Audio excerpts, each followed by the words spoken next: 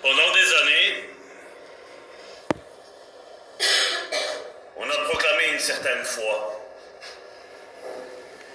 Et moi, je crois que ce qui nous arrive aujourd'hui, sur la planète Terre, c'est un tri que Dieu est en train de faire. Nous avons chanté que assaillons les villes, nous sommes l'armée de Dieu, l'ennemi ne peut rien nous faire. Mais face aux situations, comment nous sommes? Comment nous tremblons? Le monde est rentré dans un sillon peur, mort, maladie. Que fait l'Église de Jésus? C'est le contraire. C'est le contraire de tout ce qui est mis ici, qu'on a là. La peur là-dedans, vous la voyez? Dieu, chaque fois qu'il s'est présenté à un de ses serviteurs, la première chose qu'il lui a dit, n'aie pas peur. Ne crains pas, je suis avec toi.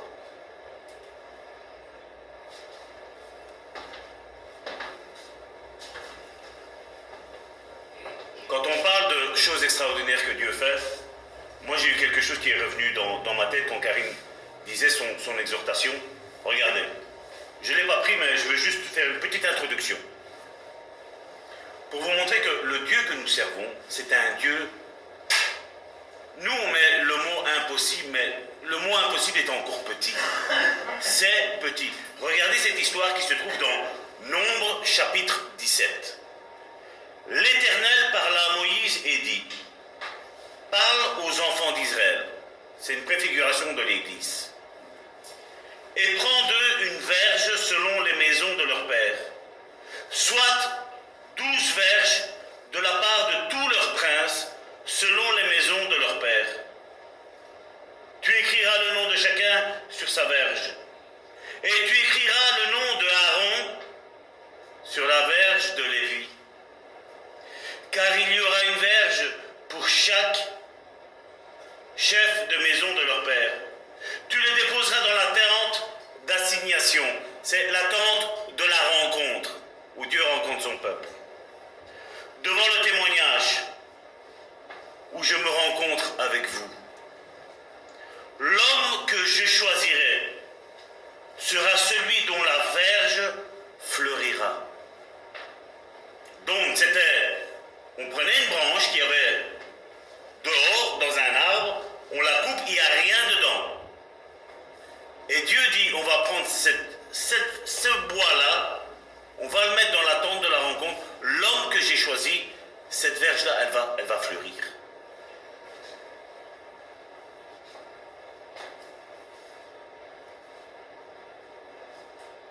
Et je ferai cesser de devant moi les murmures que profèrent contre vous les enfants d'Israël.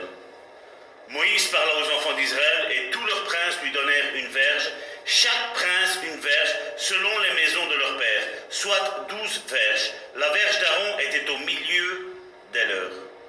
Moïse déposa les verges devant l'Éternel dans la tente du témoignage.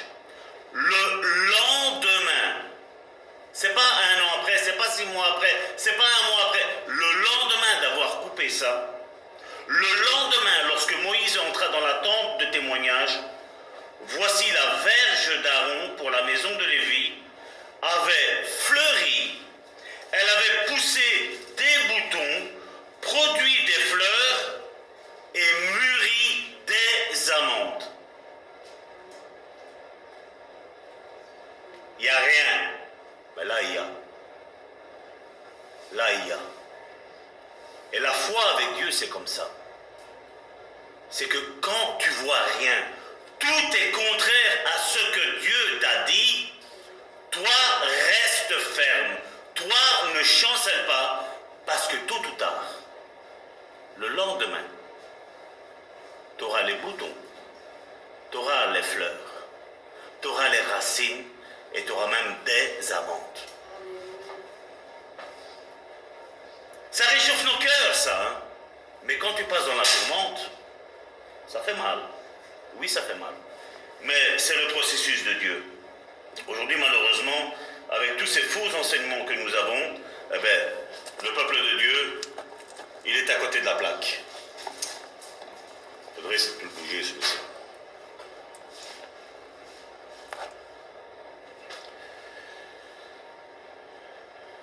Et d'ailleurs, pour commencer, on va prendre donc, la suite de la semaine dernière. On va prendre la première épître de Pierre au chapitre 5, verset 10. Le Dieu de toute grâce qui vous a appelé en Jésus-Christ à sa gloire éternelle, après, regardez, après que, qu'est-ce qui se passe quand tu es un enfant de Dieu? D'abord, ce qui t'attend, c'est ça. Après que vous aurez souffert un peu de temps, qu'est-ce que Dieu fait? Vous perfectionnera lui-même, vous affermira, vous fortifiera, vous rendra inébranlable. À lui soit la gloire, la puissance au siècle des siècles. Amen. Aujourd'hui, tous cherchent à être perfectionnés, à être affermis, à être fortifiés, inébranlables. Et après, Seigneur, voilà, maintenant je te sers. Non, Dieu te dit une chose. D'abord, souffre. D'abord, c'est ton temps de souffrance. Quand tu es dans le processus de Dieu, quand tu es dans les plans de Dieu, c'est d'abord tu souffres. Et puis, toutes ces choses-là arrivent. Puis, toutes ces choses-là, arrive le temps où lui t'affermit, où lui te rend inébranlable, où lui te fortifie, où lui t'encourage. Il le dit, c'est lui qui le fait. Maintenant, bien entendu, quand on lit ça, certains vont dire, mais alors, je ne fais rien. Non, non, tu fais, tu commences. Amos, quand Dieu a été le chercher, il était en train de travailler. Il était cultivateur. Dieu est venu le chercher tant qu'il était en train de travailler. Si ça aurait été quelqu'un qui aurait été dans sa maison en train de se pavaner sous le fauteuil, mais qu'est-ce que tu veux que Dieu fasse avec toi? Ce que Dieu veut, c'est que quand il vient te chercher, tiens-toi prêt. Sois en train de travailler pour ton ministère. Commence par travailler, parce que Dieu, c'est comme ça qu'il travaille. Il vient, il t'appelle, tu souffres, et il commence à t'affermir. Il commence à te rendre inébranlable. Il commence à te travailler. Après, tout ministère devra passer tout le temps par la souffrance. On aiguise le fer avec le fer. Un couteau, c'est un bout de fer anodin, comme tous les autres bouts de fer. Mais qu'est-ce qu'on fait? On le travaille, on l'aiguise avec une autre pierre en fer. Aujourd'hui, beaucoup sont au ministère, mais comment sont-ils arrivés au ministère? Qu'est-ce qui s'est passé dans sa vie? Qu'est-ce qu'il a fait? Quelles sont les souffrances? Aujourd'hui, on va dans une école biblique, on a un diplôme. Au début, ils vont te le dire, hein. Non, mais je ne vais pas à l'école biblique pour être pasteur, hein. Non. Je vais là-bas parce que j'ai besoin d'apprendre, hein. Dès qu'on a le diplôme, après, on devient tout de suite pasteur. Ça, d'innombrables fois, je l'ai dit, je l'ai vu, et c'est tout le temps la même chose. Si c'est ça, être pasteur, quand les premiers coups vont arriver, on va vite déjanter. Vite. 2 Corinthiens chapitre 5 verset 17. Si quelqu'un est en Christ, il est une nouvelle créature, donc une nouvelle création. Les choses anciennes sont passées, donc ce sont celles qui sont produites par la chute d'Adam. Voici toutes choses sont devenues nouvelles. Dieu annule les effets de la chute d'Adam en donnant un nouvel esprit à ceux qui croient au Christ. L'ennemi voudra toujours te ramener dans ta mémoire tout ce que tu as fait dans ton passé. Mais à partir du moment où tu es né de nouveau, comme on l'avait dit la semaine dernière, tu ne te rappelles de plus rien. Tu n'as plus rien fait. Parce que Dieu a régénérer ton esprit. Et ton esprit est nouveau. Ton esprit a un casier judiciaire vierge. Pardon. Éphésiens chapitre 1, verset 3.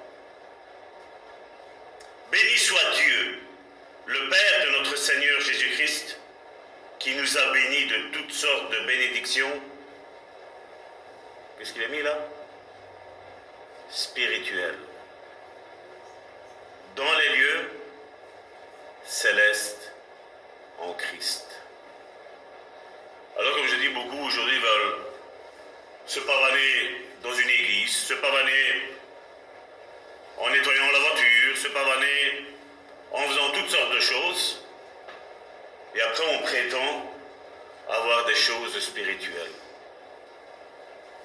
La Bible nous dit, ici on l'a lu, que Dieu nous a bénis de toute bénédiction spirituelle dans les lieux célestes.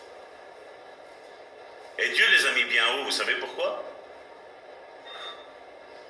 Pour qu'on soit en communion avec lui. Qu'on n'ait pas peur de prier. Je ne dis pas de prier quand la chose elle est là, parce qu'il y a beaucoup, hein, vous voyez, c'est tant que ça va, on a une belle petite vie, bah, la prière, ouais, Seigneur, merci pour cette nourriture, merci pour mon frère, merci pour ma soeur, amen, j'ai fait ma petite prière. Mais quand tu as les problèmes, les difficultés qui sont là, c'est comme Seigneur, Seigneur, je vais faire ci, je vais faire là, je te promets, j'ai eu ce sentiment que j'ai pas trop cherché. Puis Dieu donne, et puis qu'est-ce qui se passe? On se refroidit.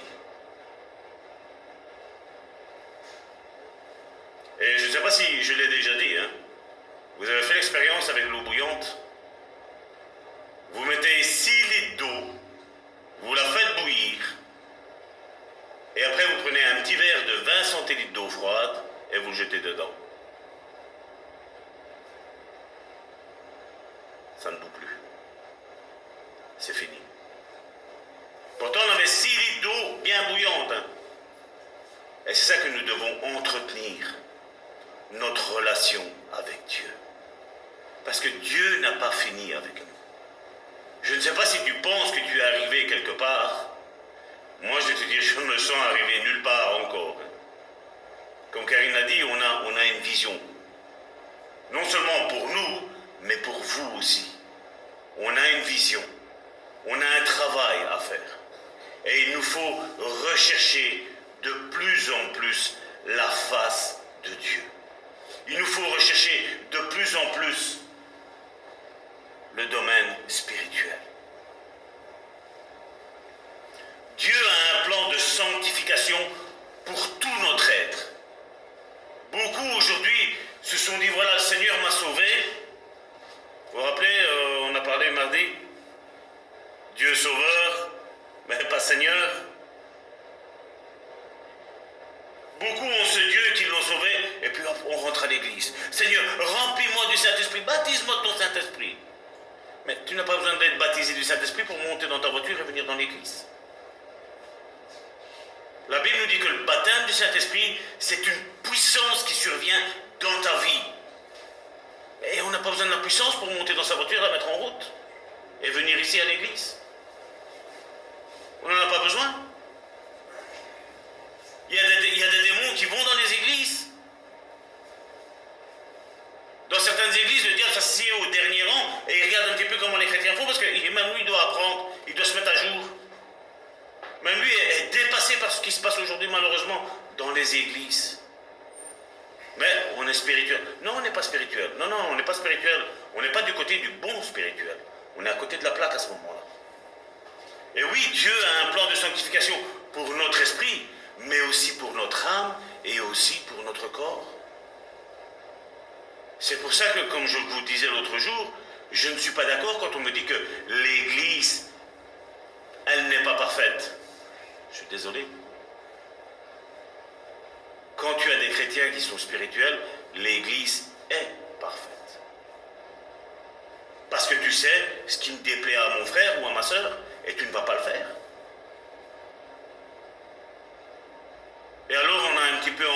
tout ça, ben voilà, ça fait de la masse. Ça fait de la masse. Mais Dieu n'est pas intéressé par la masse. Jésus lui-même, quand il est arrivé, il n'en a choisi que 12. Puis il va en chercher 70. Puis il va en chercher d'autres. 200, la Bible nous dit, je crois, si mes souvenirs sont bons. Et après, à un moment donné, quand il a besoin d'eux, Jésus va dire, vous n'avez même pas su prier avec moi 1 heure. Mais quand c'était pour la multiplication des pains, des poissons, oh Seigneur, oh t'es Dieu, t'es le Messie, t'es celui qui est envoyé. Ah ouais, quand Dieu te donne, mais quand Dieu ne donne pas, quand Dieu ferme le robinet, qu'est-ce qu'on fait? C'est facile, comme je le dis souvent, c'est facile de dire à ma femme que je l'aime quand tout va bien, mais quand tout va mal, hein? Combien on le voit aujourd'hui? Le mari et la femme attrapent un cancer, poum, on divorce. C'est là que ton conjoint a besoin de toi et c'est là que tu le lâches. Il y a une sœur qui témoignait il n'y a pas si longtemps que ça, que j'ai vu sur Facebook. Elle disait, voilà, j'ai attrapé un cancer, mon mari m'a laissé tomber, mais avant de me laisser tomber, il m'a trompé. Parce que voilà, comme j'étais sous chimio, on ne savait pas avoir de rapport. C'est ça qu'on appelle l'amour. Moi, j'appelle pas ça l'amour, ça. Ça, j'appelle ça le profit. Tant que l'autre sait me donner, je l'aime. Mais quand l'autre ne sait pas me donner, je l'aime plus. C'est pas l'amour, ça. C'est pas de l'amour.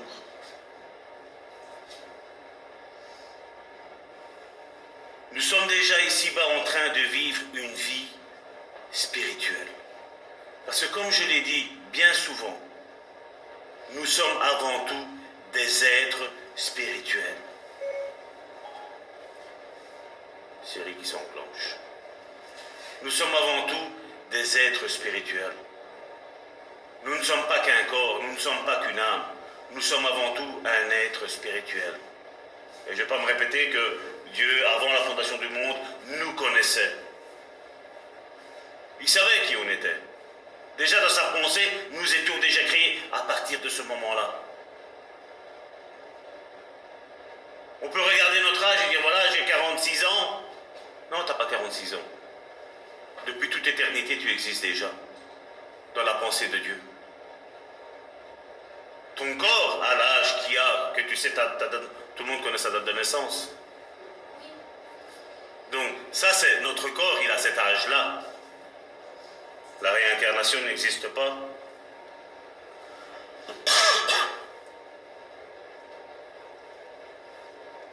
D'ailleurs, quand j'entends un petit peu toutes ces prédications aujourd'hui où, comme je dis, oui, on a besoin de réconfort, d'encouragement à aller de l'avant, oui.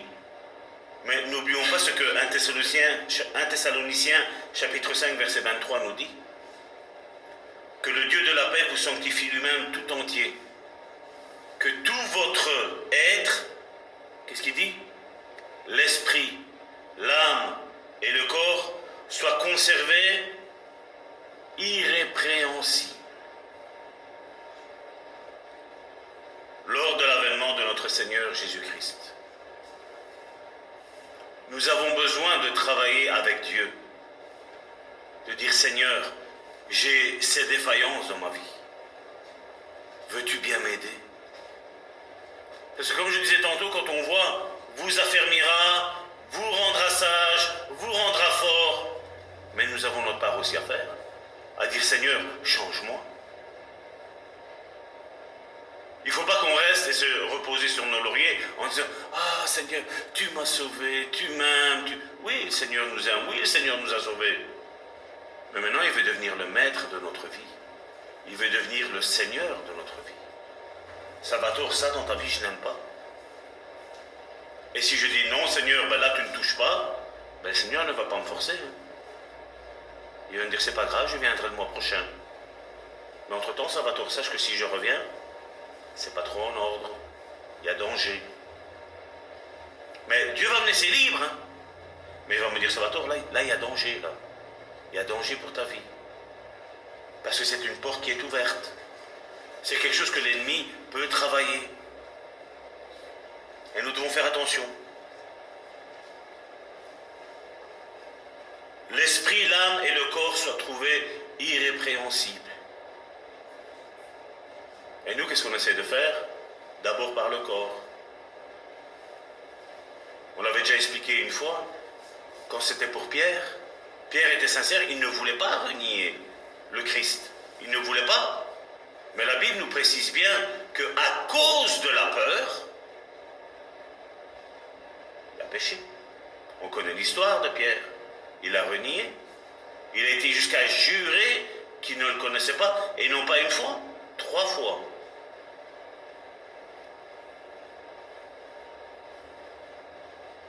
Jésus n'avait-il pas raison de lui dire quand tu seras converti, paie mes brebis? Ben oui qu'il avait raison. Ben oui qu'il avait raison. Et le but de l'Église, c'est lequel? C'est de nous aider à grandir. Et je sais que des fois, on préférait une prédication qui va nous encourager, nous rebooster, c'est là. Mais si ça te rebooste et que dès qu'on sort, c'est fini, la prédication ne va servir à rien. Comme je dis, à un moment donné, on se fait comme chacun un examen de conscience, à travers la louange, à travers l'exhortation, à travers la prédication, on se fait un examen de conscience et dire voilà, ça m'a touché. Et généralement, vous savez, dans quoi Dieu veut vous toucher? Dans ce qui est dit que ça ne te plaît pas. C'est là que Dieu veut travailler. Parce que si c'est un exemple, ben, Salvatore, je vais lire, Salvatore, je ne veux pas commettre d'adultère, ben ça va, je suis bien. J'aime ma femme, je ne la trompe pas, ben, ça va. Mais quand Dieu te dit, ah, mais ta femme, tu dois l'aimer comme toi-même. Il y en a, non. Ça peut être simple, hein, mais il y en a, non. Quand la Bible nous dit que voilà, il ne faut pas oppresser nos enfants, on aime dire à nos enfants, ben, il faut que vous obéissez à vos parents. Mais la Bible nous dit aussi de ne pas oppresser nos enfants. Quelle est la frontière? Aimer nos enfants, c'est pas leur faire tout ce qu'ils veulent. Parce qu'ils ne savent pas choisir. Mais nous, quand on est plus grands, mais qu'est-ce qu'on dit? Ça tu peux, ça tu ne peux pas. Les limites, elles sont là. Je les pose, tu écoutes. C'est le rôle des parents. Des bons parents, c'est ce qu'ils font. Et les enfants, qu'est-ce qu'ils doivent faire? Ben, ils écoutent. S'ils n'écoutent pas, qu'est-ce qui se passe? Sanction. C'est ce que Dieu fait avec les grandes personnes aussi. Hein. Lui, il est le Père, ben, ça va tort, tu prends, tu vas dire ça. Non, mais Seigneur, j'ai envie aujourd'hui de toi qui se sentent bien, qui se disent que voilà, je suis un bon pasteur, que je les ai fait rire, que je les ai encouragés. Non, Dieu me dit, non, ça va tort. Tu vas prendre, tu vas prêcher ça. J'aimerais bien prêcher, je vous dis sincèrement, j'aimerais bien prêcher sur autre chose que ça. Mais là, Dieu, il y a une sonnette d'alarme qui est en train de retentir, c'est que Jésus revient. Et la question que nous devons nous poser, c'est est-ce que l'Église est prête? Mais est-ce que moi, Salvatore, je suis prêt? Et chacun d'entre nous, nous devons nous dire, est-ce que moi, je suis prêt? C'est pas question de mettre de la peur, c'est pas question de mettre de l'angoisse. Non. C'est est-ce que je suis prêt? Quand Jésus dit, cherchez premièrement le royaume de Dieu et sa justice, et tout vous sera donné par-dessus tout. La question que nous devons nous poser, c'est cette semaine-ci qui est passée. Aujourd'hui, on est dimanche. Demain, on va commencer une nouvelle semaine. De lundi jusqu'à aujourd'hui, est-ce que j'ai d'abord recherché premièrement le royaume de Dieu et sa justice? Ou je me suis pavané à les choses que j'avais envie de faire pour moi? Recherchez premièrement la justice de Dieu, le royaume de Dieu. Ah, aujourd'hui, je vais faire ça. Arrive mardi, oh non, je suis fatigué, je ne vais pas à l'église. Ben là, tu as fait d'abord les autres choses, et après, vous savez ce qui était le premièrement, ben, il est passé de dernièrement. Avec tant de choses. Mardi, jeudi, dimanche. Je l'ai déjà dit plusieurs fois. Un culte à 9h30, oh mais c'est trop tôt. Culte à 2h, ouais mais l'après-midi on a envie de se reposer. 18h30, ouais mais lundi après je travaille quoi. Faire les choses de Dieu, on aura tout le temps toutes les excuses pour ne pas les faire. mais seulement mon appartenance va me démontrer où est-ce que je mets mes priorités, si je suis spirituel, émotionnel ou charnel.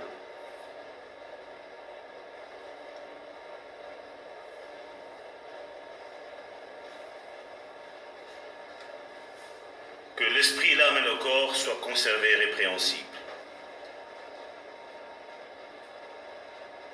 Bien souvent, aujourd'hui, on n'arrive pas à faire la distinction entre l'esprit, l'âme et le corps. Et il faut savoir quelque chose par rapport à l'esprit de l'homme. Je ne parle pas de l'esprit de Dieu, l'esprit de l'homme qui est en nous.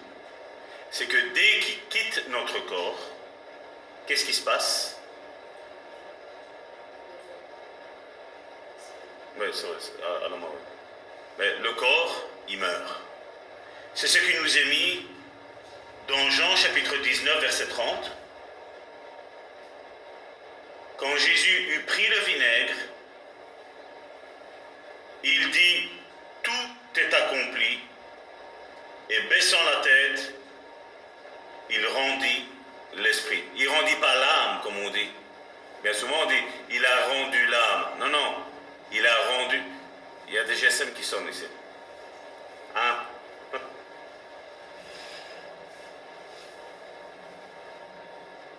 On voit que l'esprit, dès qu'il quitte l'homme, il se passe une chose, l'homme ou la femme, c'est que la personne meurt. 1 Pierre chapitre 3 verset 18. Christ aussi a souffert une fois pour les péchés, lui juste pour des injustes, afin de nous amener à Dieu, ayant été mis à mort quant à la chair, mais ayant été rendu vivant, pardon, mais ayant été rendu vivant quant à l'esprit, dans lequel aussi il est allé prêcher aux esprits en prison. Donc quand Jésus a été mis en croix et qu'il est mort en croix, la Bible nous dit que les 3 jours, le temps qu'il ressuscite, voilà ce que Jésus a été faire. Il est allé prêcher aux esprits en prison, qui autrefois avaient été incrédules lorsque la patience de Dieu se prolongeait au jour de Noé, pendant la construction de l'arche, dans laquelle un petit nombre, c'est-à-dire 8, furent sauvés au travers des eaux. Et là, nous avons aussi quelque chose qui aujourd'hui est pas mal controversé au sein des églises, c'est que c'est impossible que Jésus ait été dans le sein d'Abraham à les prêcher. Encore une fois, comme je le dis et je le dirai toujours, quand on lit la Bible terre à terre, sans essayer de comprendre ce que ça veut dire, sans avoir cet équilibre, on se trompera toujours. Il faut savoir que Jésus a réellement été dans le sein d'Abraham, et la Bible nous parle qu'il y avait je veux dire, quand une personne mourait, il y avait le sein d'Abraham et il y avait l'Hadès, donc on appelle l'enfer, mais c'est pas un mot biblique. Le mot biblique c'est l'Hadès, donc c'est là où il y avait le séjour des morts. Et la Bible nous dit que Jésus a descendu dans le sein d'Abraham, aller prêcher. Ça vient du grec, oui. Donc il a été là, et là il a été prêché à qui? Il a été prêché à des personnes qui, quand ils ont commencé à voir que la pluie était en train de tomber, mais qu'elle est en train de tomber bizarrement. Vous savez, ici on l'a des fois aussi. Il y a certaines périodes où quand on voit, c'est pluie sur pluie sur pluie, mais c'est pas la même pluie, on dirait que c'est des grosses gouttes, c'est quelque chose qui, vous savez, ça tombe, ça claque bien à terre, etc. Mais là, qu'est-ce qui s'est passé? Quand il a commencé à pleuvoir bizarrement, ils se sont dit, oula, Noé a dit quelque chose. On sait que l'arche, c'est une préfiguration de Jésus. Mais là, qu'est-ce qui nous était dit quand Jésus a été prêché dans le sein d'Abraham? C'est qu'il y a des personnes qui ont commencé à voir ça. Et là, ils ont commencé à se repentir en disant, merde Seigneur, t'avais raison. T'avais raison. On a été désobéissants, mais Dieu avait fermé la porte.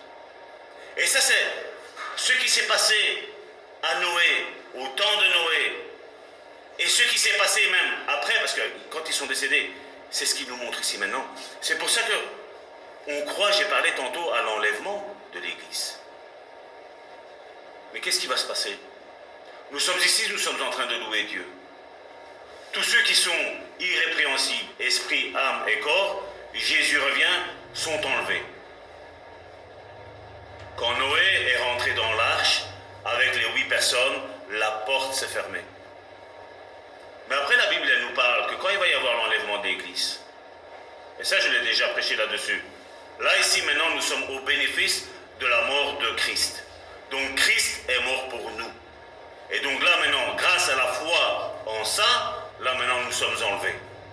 Mais quand il va y avoir cet enlèvement d'Église, ces âmes qui sont descendues au sein d'Abraham, ça va être ces autres âmes qui, après qu'il va y avoir l'enlèvement d'Église, vont dire, mais ils ont prêché qu'il allait avoir l'enlèvement d'Église. On les a pris pour des fous, ces gens-là. Des gens vont se convertir après, hein. Mais plus au sacrifice de Jésus, mais notre sacrifice, la foi que nous avons dit que Jésus revient rechercher cette Église sainte et irrépréhensible, dans l'esprit, dans l'âme et dans le corps. Et toutes ces personnes-là, c'est la préfiguration de toutes celles qui ont été dans le sein d'Abraham, que Jésus a été, qui ont dit, voilà, c'est vrai que, humainement, ils étaient morts. Mais l'esprit continue à vivre, la Bible nous dit. Et là, Jésus est descendu là dans le sein d'Abraham pour eux et les a fait ressortir et il les a sauvés quelque part. Et ceux qui sont en enfer, ça représente qui? Mais ce sont toutes les personnes qui, malgré ce qui se sera passé, l'enlèvement de l'Église, malgré que ceux qui vont se dire, ils avaient raison. Salvatore a prêché sur l'enlèvement de l'Église, qu'il fallait être saint, irrépréhensible. Il y en a même qui nous disent, ils ne parlent pas de l'Église à ce moment-là, mais il y en a, ils disent qu'ils vont même insulter Dieu. Quand ils vont voir qu'ils étaient peut-être dans l'Église, qu'ils n'ont pas été enlevés, ils vont même se mettre à insulter Dieu parce qu'ils ne les ont pas pris. Parce qu'ils n'ont pas cru au message de l'Évangile. Ils ont cru en un Dieu sauveur, mais ils n'ont pas cru dans le Dieu Seigneur. Ces gens-là, à un moment donné, vont avoir une telle rébellion qu'ils vont même insulter Dieu. La Bible nous dit qu'ils vont même, tellement il va y avoir une odeur de souffrance. Parce que je crois que le climat n'est pas beau dehors. Mais ce qui va venir quand Jésus va revenir rechercher son Église, ça ne va pas être beau à voir. La Bible nous dit que les gens chercheront à mourir et ce sera impossible pour eux de mourir. La seule chose qu'il va y avoir, c'est la souffrance. Souffrance, souffrance et souffrance. Jésus en a parlé de ce qui allait se passer. Vous vous rappelez les 5 vierges folles et les 5 sages? Moi, Jésus, il a été gentil en prenant 5. Aujourd'hui, on en sera à combien? Donc ça, c'était une préfiguration de ce qui allait arriver. Et c'est ce que Jésus a été fait. Il a été là, ces gens-là se sont repentis, je veux dire, mais ils ont quand même dû mourir.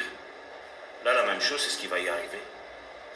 C'est pour ça que je suis plus, comme j'ai dit dans l'enlèvement, il y en a qui parlent que ça va être avant la tribulation, avant les 7 ans. Il y en a qui prêchent, et c'est ce que je pense aussi, au milieu, où on est en train de voir les choses s'installer, se mettre en place.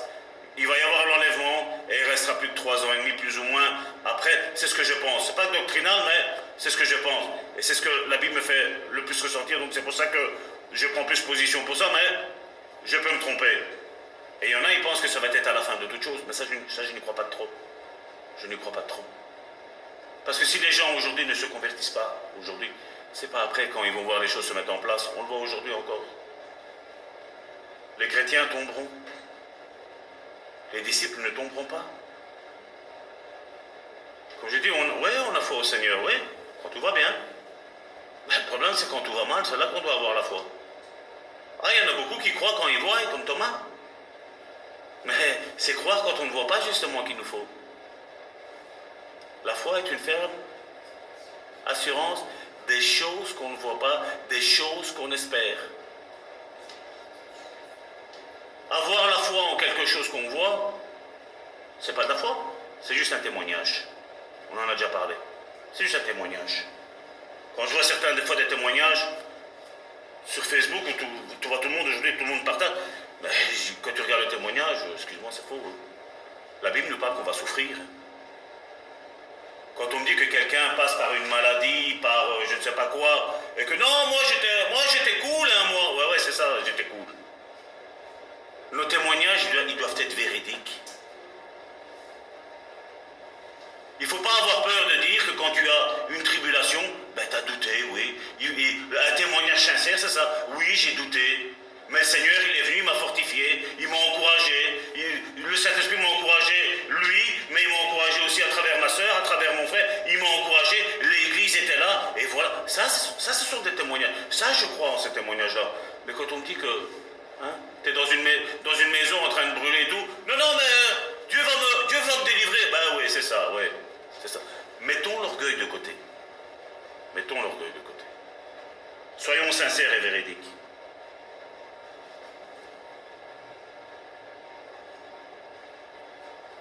Dans l'Hadès, donc après sa mort, Jésus allait prêcher aux morts. Cela montre que l'esprit continue à vivre. Parce que le corps n'était plus là. Hein. Tous ceux de Noé jusqu'à Jésus, les experts nous disent que c'est plus ou moins 3000 ans. Le corps n'était plus là. Hein. Mais l'esprit, lui, reste. Nos émotions, tout ça, ça va partir après. L'âme. Mais l'esprit, c'est ce qui reste. L'esprit, c'est qui nous sommes réellement. L'esprit parle à notre esprit.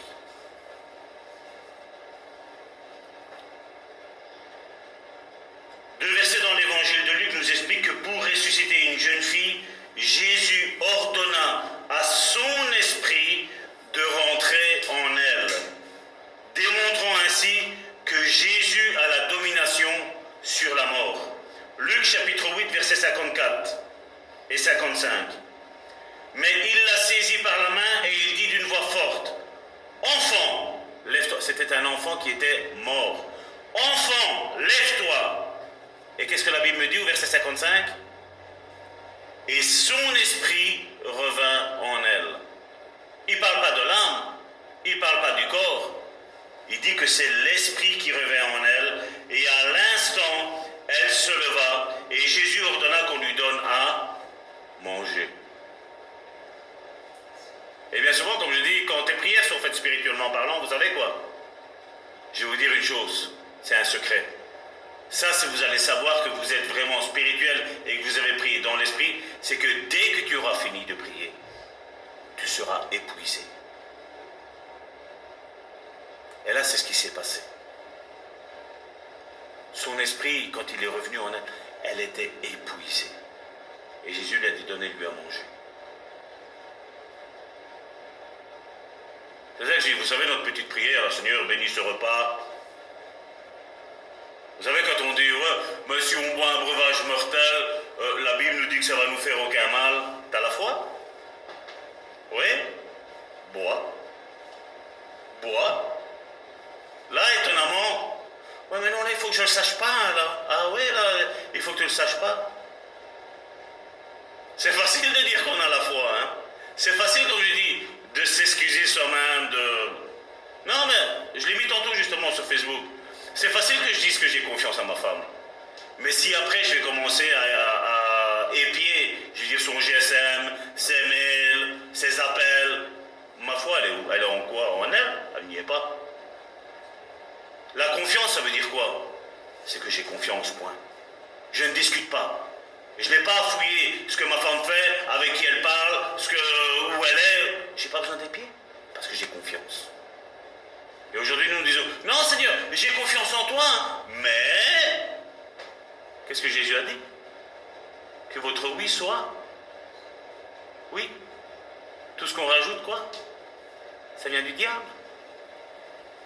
Non Seigneur, j'ai confiance en toi. Ouais, le diable aussi, il a confiance. Quand son esprit est sorti d'elle, la jeune fille avait cessé de vivre et est retournée à vivre quand l'esprit est retourné en elle. Cela indique que l'esprit est la partie la plus importante de nous. En fait, notre corps vit aussi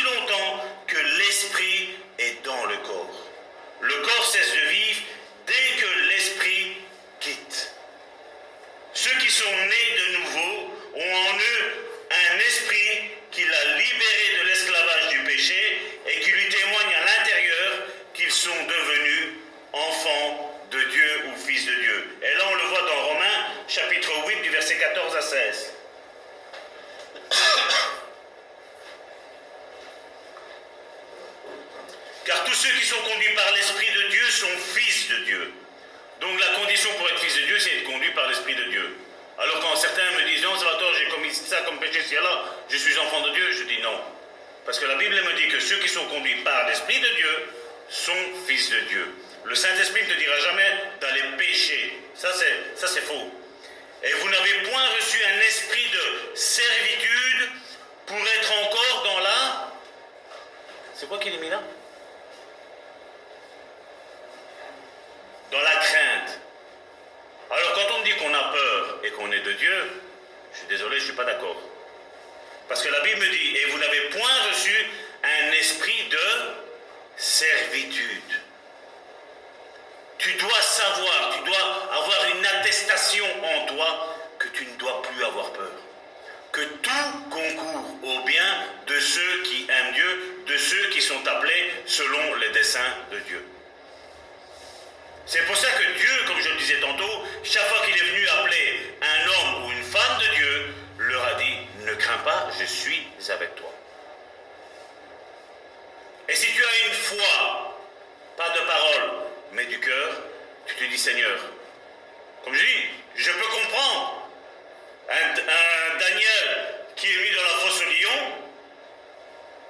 Quand tu vois déjà un lion, hein, quand on en voit plusieurs, tu te dis,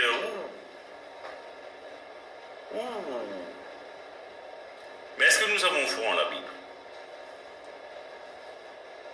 Est-ce que nous avons foi en la Bible?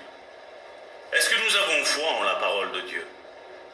Est-ce que nous avons foi en ce que Dieu nous dit?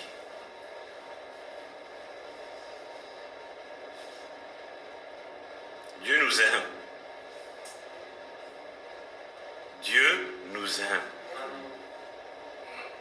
Dieu nous aime et il veut nous faire concourir tout à notre bien. Mais ce qu'il veut, c'est que nous bannissons la crainte. Parce que la foi, elle bannit la crainte. La Bible nous dit que ceux qui ont la crainte, c'est qu'ils ont peur de recevoir un jugement contre leur vie. Quel est le jugement que tu crains pour ta vie, mon frère, ma soeur? Qui est-ce qui a peur de ne pas être enlevé? Si tu marches droitement, tu n'as pas à avoir peur. Inutile d'aller fouiller un petit péché que tu n'auras peut-être même pas fait. Ça ne sert à rien. Nous vivons par l'Esprit. S'il y a quelque chose qui ne va pas dans ta vie, le Saint-Esprit vient et il te le révèle. Parce que qu'est-ce qu'il est mis après? Et vous n'avez pas reçu un esprit de servitude pour être encore dans la crainte, mais vous avez reçu un esprit d'adoption par lequel nous crions Abba Père. L'Esprit lui-même rend témoignage à notre esprit que nous sommes enfants de Dieu. Et si nous avons un doute de notre vie, mais qu'est-ce qu'il faut faire? C'est Seigneur, je ne veux plus avoir de doute. Je ne veux plus vivre dans la crainte. Parce que quand tu marches selon les préceptes de Dieu, tu n'as pas à avoir peur.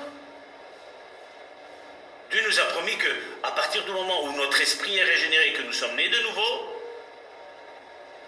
nous sommes face à lui. Nous vivons déjà en face de lui, parce que nous sommes déjà assis maintenant dans les lieux célestes. Là en haut, il n'y a qu'un seul trône.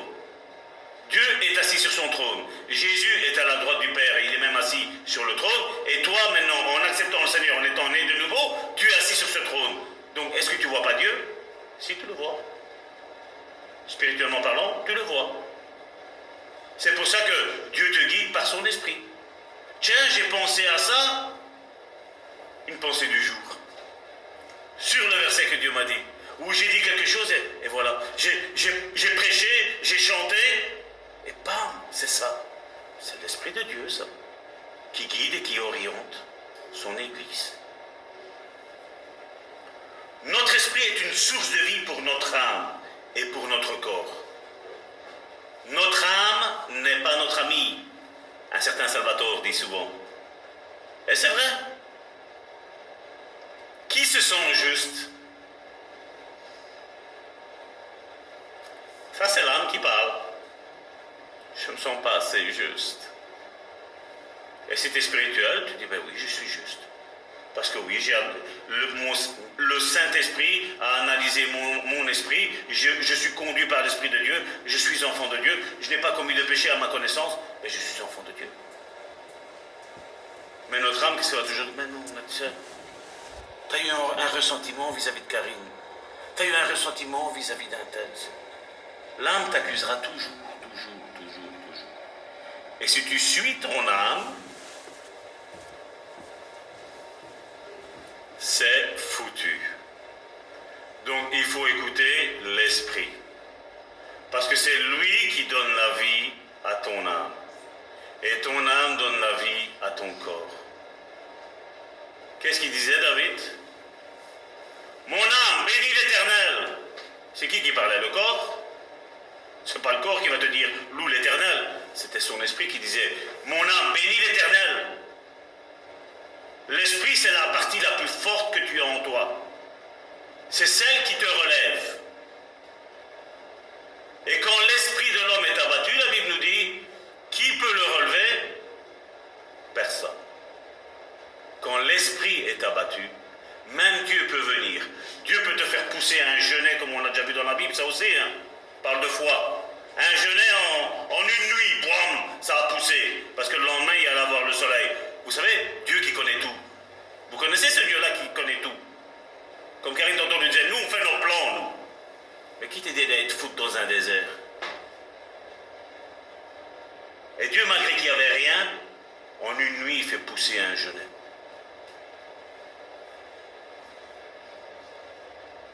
Et même Dieu, comme je dis, il pourrait faire toutes ces choses-là. Si ton esprit est abattu, je pourrais te donner toutes les paroles merveilleuses, mielleuses et encourageantes que tu veux. À un moment donné, il faut savoir qui on est. Comme Michel l'a prêché, notre identité en Christ. Notre identité en Christ. C'est quoi ton point faible? Là, ton esprit est en train de parler. Et il te dit c'est ça. Mais pas pour t'accuser. Pourquoi? Parce que Dieu, c'est la prochaine étape qu'il veut travailler avec toi. Quel est ton point faible? Et Dieu va travailler ça. Quelqu'un a ressenti une culpabilité? Je vois pas de main se lever. Donc c'est l'esprit qui veut travailler ça. Mais ton âme va te dire, oh, mais c'est impossible, tu as déjà essayé. Combien de fois tu as essayé? Ça ne va pas, hein, ton âme, elle va te dire. Hein. Et ta chair qui dit, ouais, c'est vrai, de toute façon, ça ne sert à rien, on continue comme ça. De toute façon, ça ne changera jamais. Hein. Mais ton esprit, qu'est-ce qu'il dit? Oui, ça va aller. Oui, je vais réussir. Si d'autres ont réussi, tu vas réussir, mon frère, ma soeur. Tu vas réussir. Qui se sent moins puissant, si on peut dire comme ça, je n'ai pas la bonne parole, mais qui se sent moins puissant que son prochain? Dieu nous a créés tous de la même nature.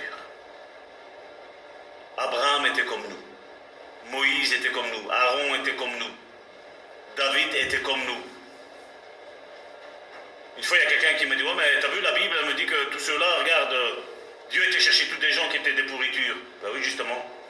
Tous ceux qu'on était des pourritures, et je me suis mis dedans, tous ceux qu'on était des pourritures, Dieu nous a élevés, Dieu nous a lavés, il nous a sanctifiés, il nous a lavés, il nous a encouragés, il nous a fortifiés, il nous a rendus forts. Tous. Jamais je dirais à quelqu'un, tu n'arriveras jamais, jamais je le dirais. Parce que ce serait douter de la puissance du Saint-Esprit. C'est le Saint-Esprit qui... C'est le Saint-Esprit. Je vois, il y a tout le monde qui est là. C'est le Saint-Esprit qui nous conduit dans toute la vérité. C'est lui qui nous convainc de péché, de justice et de jugement.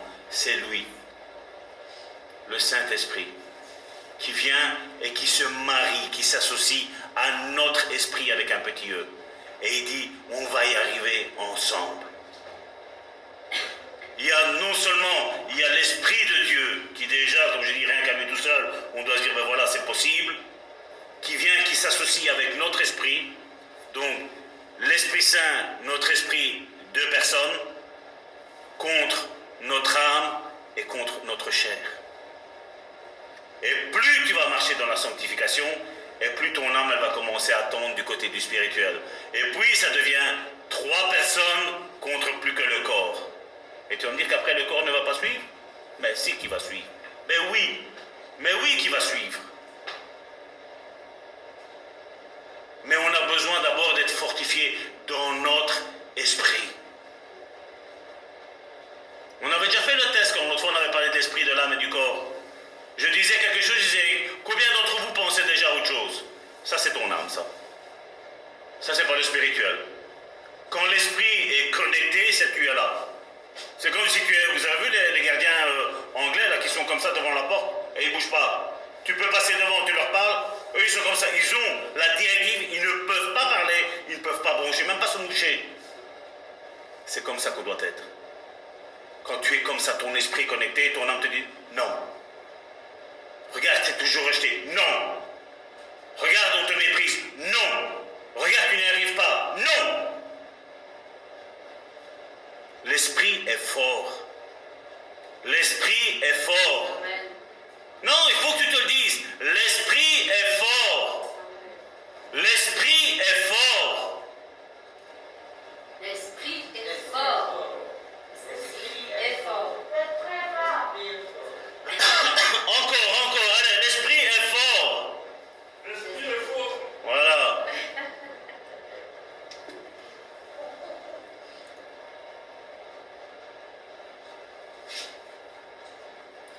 Notre esprit, comme je disais, est une source de vie pour notre âme et pour notre corps. En fait, quand nous sommes malades dans l'âme, nous devons résoudre le problème en prenant soin de l'âme. On l'a fait, hein? On a, sur SoundCloud, il y a la formation qu'on avait fait, hein? Il restaure mon âme, qu'on n'a pas encore fini. Mais déjà, on a déjà été écouter ça? On a tout mémorisé, est-ce qu'on a guéri dans son âme? Comment se comporte ton âme aujourd'hui? Elle est forte? Elle est faible? Elle est bancale? Elle est comme une table où elle passe avoir 4 pieds, il y en a 3 ou 2 et ça fait... Comment elle est ton âme? Comment va ton âme? Généralement, quand ça ne va pas, c'est où est-ce que ça ne va pas? Dans mon âme. Donc il est temps de dire à mon esprit, tu relèves mon âme. Il est temps de faire comme David l'a dit, mon âme bénit l'Éternel. Compte sur les bienfaits de l'Éternel.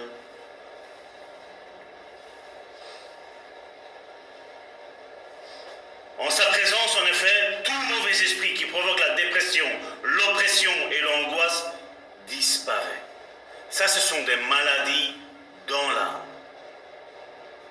Et bien souvent, comme je dis, je peux vous donner toutes les meilleures paroles, tous les meilleurs versets, parce qu'aujourd'hui, on fait ça, là. Hein. Ça va te donne-moi des versets pour quelqu'un qui est dépressif. Ça va te donne-moi des versets pour quelqu'un qui est dans la peur. Mais si dans l'esprit, tu ne prends pas conscience déjà, tu peux avoir tous les versets que tu veux. Il ne va rien se passer. Rien. Rien. Comme certains qui me disent, non, moi, ça va tort. Je n'ai pas d'esprit de mort. Mais, qu'est-ce que j'ai dit? C'est Jésus qui l'a dit, que votre oui soit oui, parce qu'on rajoute après, ça vient du diable. Je n'ai pas d'esprit de mort, mais je préfère être près du Seigneur.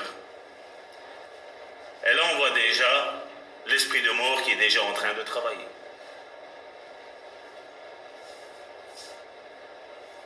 T'as pas envie déjà de jouir de la vie ici-bas? Nous sommes en train de préparer toute notre éternité ici-bas. Non, Seigneur, tu sais, moi, je ne sais pas chanter, donc je ne vais pas chanter. Hein. Moi, ça m'arrive hein, souvent. Mais Dieu t'a donné une voix. Quand on écoute une chorale, il y a des aigus, des graves, des ténors, mais tout c'est important. Les aigus vont dire, ouais, mais non, c'est mieux aigu que chanter que grave. Les altos, il y a aussi, bon, moi je connais pas tout ça, mais bon, j'ai entendu parler de ça. Je dis, mais j'ai au final, tous, nous sommes importants. L'harmonie, c'est dans l'ensemble. Celui qui joue un violon, par exemple, il va peut-être pas aimer le piano, mais est-ce que le piano est pour ça moins important? Non. Il fait partie de la chorale. Tous les instruments font partie de la chorale. Moi, je ne connais rien en musique, mais quand je vois une chorale qui est harmonieuse, ben, tu dis waouh! Moi, j'aime l'esprit d'unité. Ben là, voilà, je dis voilà, ça. Quand je vois la chorale, je vois Karine a parlé tantôt de l'esprit d'unité. Ben c'est ça. C'est ça.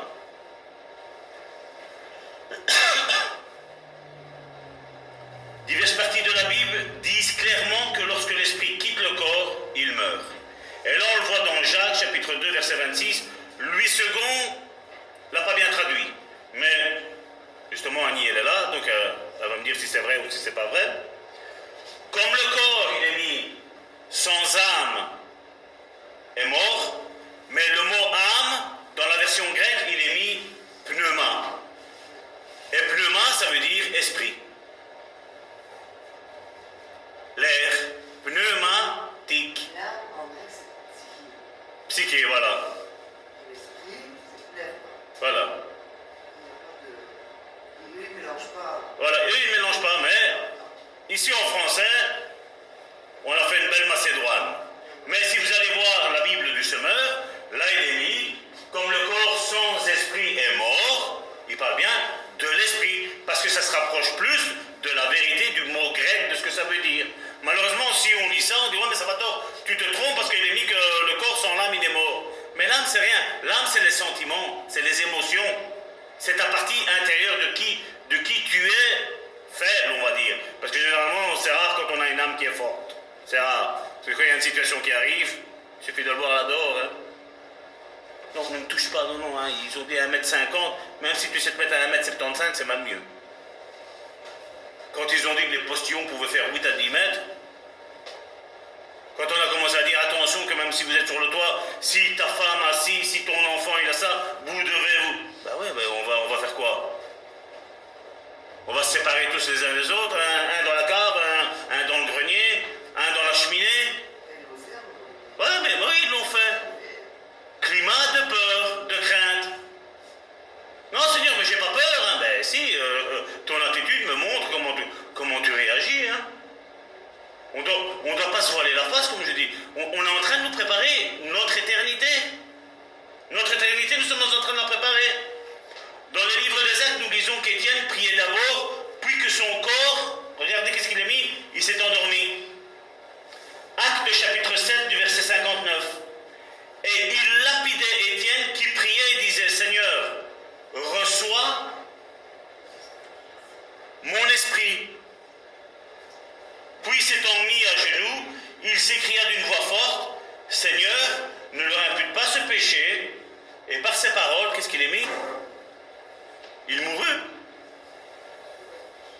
Il s'endormit. Nous, en tant que chrétiens, nous ne mourrons pas.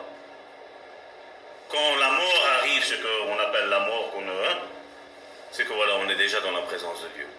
Notre esprit, comme l'Ecclésiaste le dit, retourne à Dieu qui l'a donné. Il se retrouve directement dans la présence de Dieu. Notre corps va à la poussière et notre âme, ce sont nos émotions. Jean chapitre 6, verset 63.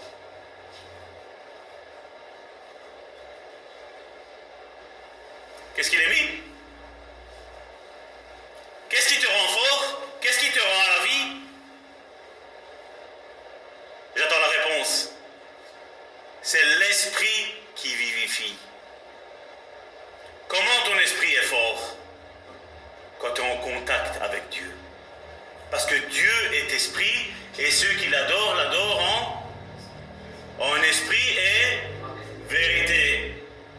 Qui est-ce qui a dit je suis le chemin, la vérité et la vie? Quand tu marches dans la vérité, c'est que tu marches dans tous les préceptes que Jésus t'a demandé de faire. C'est l'esprit qui vivifie, la chair ne sert de rien.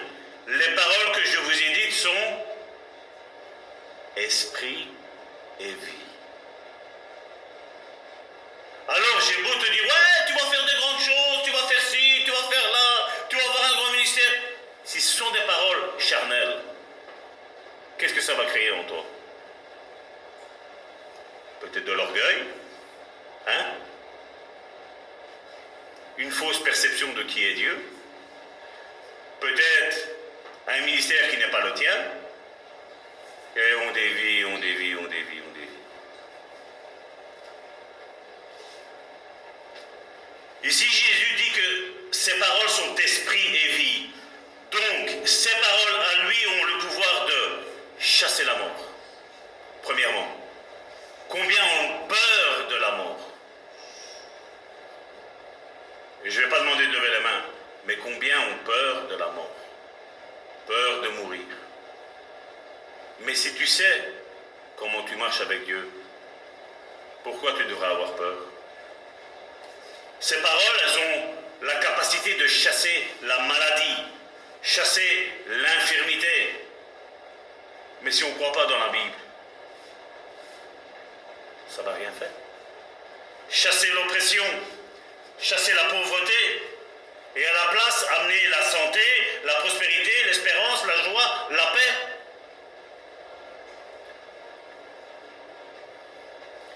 Tout cela, nous pouvons le réaliser par l'activation des sens spirituels. Ça va être une prochaine étude qu'on va faire, c'est sur ça, les sens spirituels. Tout comme nous avons des sens, c'est charnel ou charnel, excusez-moi? Charnel? Joséphine? Les sens charnaux. Charnaux, et ceux qui ne sont pas d'accord, charnel. Dans ce verset, il est clair que c'est l'esprit qui donne la vie au corps et non l'inverse. Et c'est de l'esprit que nous devons tirer le soutien de notre âme et de notre corps. Parce que notre vraie force est spirituelle et non physique. Si tu reposes sur tes forces physiques pour accomplir une œuvre de Dieu, tu vas vite arrêter. Tu vas vite abandonner. Vite. Mais si c'est dans le spirituel, tu peux être sûr et certain que ce que tu as commencé, tu vas le finir. Tu vas l'accomplir et Dieu va être de A à Z dans ce que tu auras entrepris.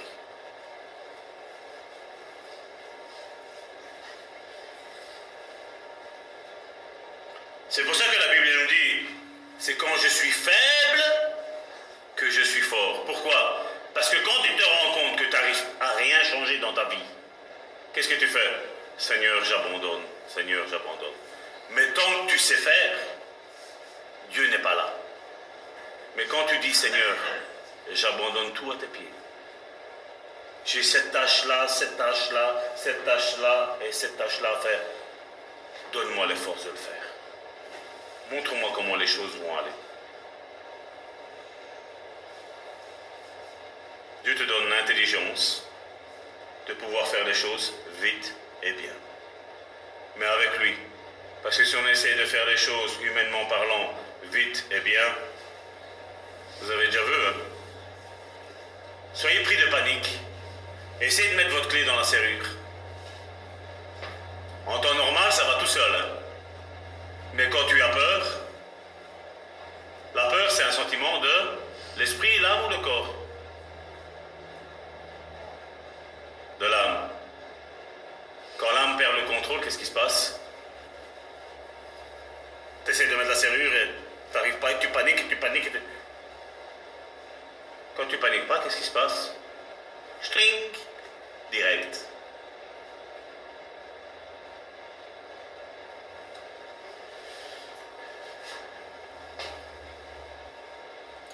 Pour indiquer la création, deux mots hébreux sont utilisés. Dans le premier livre de la Genèse, il y a bara. Donc c'est B-A-R-A, accent aigu. Il indique les choses qui n'existaient pas auparavant et que Dieu a créées à partir de rien et de les amener à l'existence, comme Karine tantôt disait. Et puis il y a Asa. Asa indique les choses que Dieu avait déjà créées spirituellement et auxquelles il a donné une forme physique en utilisant quelque chose de préexistant. Il y a trois niveaux qui peuvent être identifiés dans la création. Le premier, c'est la création de la matière. Dieu crée le firmament, les planètes, la végétation, l'eau et la lumière. On le voit au commencement, donc Genèse chapitre 1, verset 1. Au commencement, Dieu qui est esprit a créé. Créa, c'est comme l'âme, la volonté, les cieux et la terre. Puis nous avons la création, deuxièmement, des êtres vivants. On le voit dans Dieu créa, c'est dans Genèse chapitre 1, verset 21. Dieu créa, le créa là, c'est bara. Donc c'est différent du premier. Les grands poissons et tous les animaux vivants qui se meuvent et que les eaux produisirent en abondance selon leur espèce, il créa tout oiseau ailé selon leur espèce. Dieu vit que cela était bon. Puis il y a la création de l'esprit humain. Dans Genèse chapitre 1, verset 27. Dieu créa, donc là c'est encore bara qui est mis là, l'homme à son image. Il le créa, c'est toujours bara. À l'image de Dieu, il le créa, homme et femme. Dieu a créé l'esprit de l'homme dans le ciel, puis façonné son corps en utilisant quelque chose qui existe déjà. Il a créé l'esprit en premier, car il doit dominer l'âme et le corps. De même, créer l'homme d'abord, car il doit être la tête et l'autorité de la famille. Et malheureusement, si aujourd'hui le monde ne va plus bien, c'est quoi? On a tout chamboulé et tout renversé. L'intention originale de Dieu est que nous marchions toujours selon l'esprit. Et je crois qu'on va clôturer, c'est 11h30 qu'il est déjà? Ça passe vite le temps, il y a quelqu'un qui a bougé à mon avis à l'horloge. Je dis donc, marchez selon, dans Galates chapitre 5 verset 16. Je dis donc, marchez selon l'esprit et vous n'accomplirez pas les désirs de la chair. Et l'âme dans tout ça. Et l'âme dans tout ça. C'est bien l'esprit qui doit tout commander. Il doit dominer. L'esprit doit dominer. L'esprit doit prendre le dessus sur l'âme, sur mes émotions, sur ce que j'ai envie, sur les effets, sur ma volonté. Et la chair, elle, qui se dit non, non, moi je veux un morceau de chocolat. Cette nourriture. Alors Salvatore, qu'est-ce qu'il dit? Joséphine Océan. Le chocolat, c'est un antidépresseur. C'est bon pour l'âme. Marchez selon l'esprit et vous n'accomplirez pas les désirs de la chair. On va clôturer ici pour aujourd'hui.